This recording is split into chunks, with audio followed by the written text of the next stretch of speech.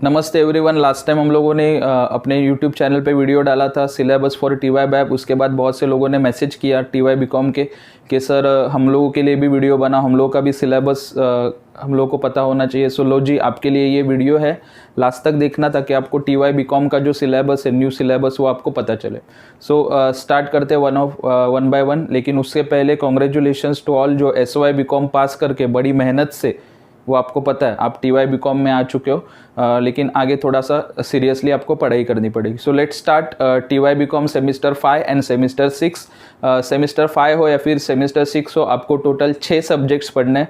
उसमें से सेमिस्टर 5 में 6 सब्जेक्ट, सेमिस्टर 6 में 6 सब्जेक्ट। सो डिस्कस करते हैं वन बाय वन।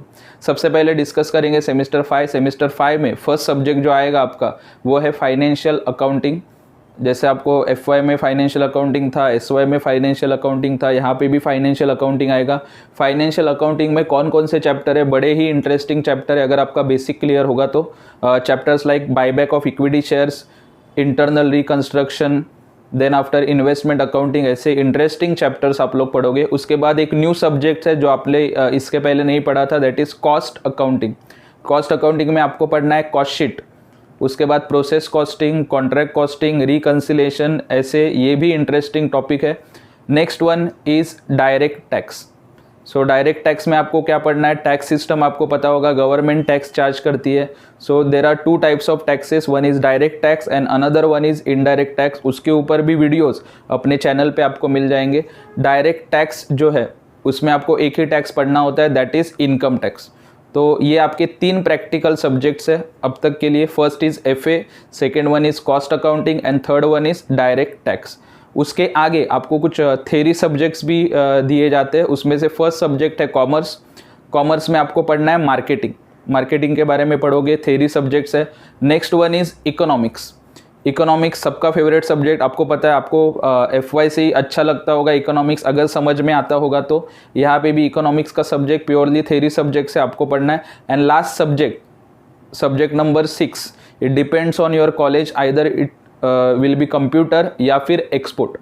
तो दोनों में से एक सब्जेक्ट आपके कॉलेज के अकॉर्डिंगली आपको होगा। Computer is a practical subject जिसमें आपके लेक्चर्स होते हैं, प्रैक्टिकल्स होते हैं, एग्जाम में भी प्रैक्टिकल के मार्क्स होते हैं। And export is purely theory subject. So that's it for semester 5।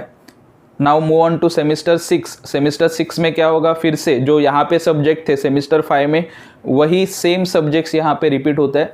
First one financial accounting, again interesting. इसमें थोड़ा सा टीवाई बैफ का जो अकाउंटिंग पार्ट है वो डाला गया है। फाइनल अकाउंट्स ऑफ एलएलपी है। उसके बाद आप लोग अमलगमेशन पढ़ोगे, अंडर राइटिंग ऑफ शेयर्स आप लोग पढ़ोगे। Next one is cost accounting. जैसे यहाँ पे कॉस्ट अकाउंटिंग था 5th सेमिस्टर में, 6th में भी आएगा कॉस्ट अकाउंटिंग। कॉस्ट अकाउंटिंग में आपको क्या पढ़ना है, marginal costing, standard costing, integrated, non integrated system, ये सब चीज़ें आप लोग पढ़ोगे। Next one is indirect taxes. Semester 5 में था डायरेक्ट टैक्स, डायरेक्ट टैक्स में था इनकम टैक्स। सेमिस्टर 6 में आएगा आपका फेवरेट, आपने सुना भी होगा बहुत से बार इस टैक्स के बारे में, that is GST, goods and services tax के बारे में आप लोग पढ़ोगे सेमिस्टर 6 में।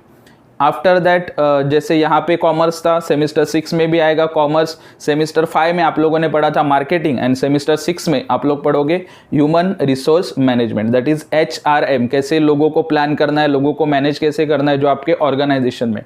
And next subject is economics, again semester 5 में था, सेमिस्टर 6 में भी है, purely theory subject. And last one is either computer, subject number 6, either computer या फिर export, depends on your college. So ये था आपका सिलेबस। इन शॉर्ट 6 सब्जेक्ट से आपको टोटल पढ़ने हैं। लास्ट थिंग, जैसे मैंने पिछले एक टीवाई बैफ के लेक्चर में भी बोला था, बहुत से लोगों को लगता है कि ऑनलाइन होगी एग्ज़ाम, इसके लिए पढ़ाई क्यों करें। लेकिन अगर आप लोग फीस कहीं पे कर रहे हो, so it is your duty, so it is your responsibility. और ये बोलने की ज़रूरत नहीं, आपको समझना चाहिए। कल अगर आपको कोई बोलता है कि मुझे 10 रुपया दे दो, तो आप दे दोगे कि या फिर 100 रुपीज़ या फिर 1000 रुपीज़ दे दो, आप लोग नहीं दोगे। लेकिन वही पैसा अगर आप लोग कॉलेज में खर्च कर रहे हो, देयर आर स्टूडेंट्स जो लेक्चर अटेंड नहीं करते, बट आपको इतना तो समझना चाहिए, अगर आप लेक्चर नहीं अटेंड कर रहे हो तो आप खुद बेवकूफ़ बन रहे हो। बिकॉज आप एडमिशन लेते हो टू गेन नॉलेज, अगर आपको नॉलेज नहीं मिलता, अगर आप सिर्फ एग्ज़ाम दे रहे हो कॉपी करके, अगर आपको ऐसे लगता है तो आपका खुद का नुकसान है। इसलिए लेक्चर्स अटेंड करो, सीरियसली पढ़ाई करो। बिकॉज जब आप टीवाई में जाओगे, जब लेक्चर स्टार्ट होंगे तभी आपको समझेगा कि जो आपने SY में पाप किया था लेक्चर अटेंड ना करने का, तो बहुत सी चीज़ें आपको समझ में नहीं आएंगी। इसलिए लेक्चर अटेंड करो। पेपर पैटर्न वगैरह सेम रहेगा, 100 मार्क्स जैसे आपको FY SY में थे, 100 मार्क्स का पेपर होगा। There is no internal for BCom। So 100 marks के पेपर आपको लिखने हैं। डिपेंड कैसी सिचुएशन है, ऑनलाइन एग्ज़ाम होगा या फिर ऑफलाइन होगा। लेकिन जैसे मैंने एक पिछले लेक्चर में बोला था, अगर एग्ज़ाम ऑफलाइन हो गया तो आपके लग जाएंगे। इसके लिए प्लीज़ सिंसियरली पढ़ाई करो, और वो एग्ज़ाम कैसे होगा वो बात की बात है, उसके बाद में मत सोचो। Just concentrate on gaining knowledge. Thank you so much. ये वीडियो जो है अपने दोस्तों के साथ शेयर कर सकते हो ताकि उनको भी सिलेबस के बारे में पता चले। और आपको कोई भी डाउट है तो आप कमेंट सेक्शन में लिख सकते हो, या फिर हमारा जो नंबर है क्लासेस का वहाँ पे आप लोग कांटेक्ट करके पूछ सकते हो। Thank you so much.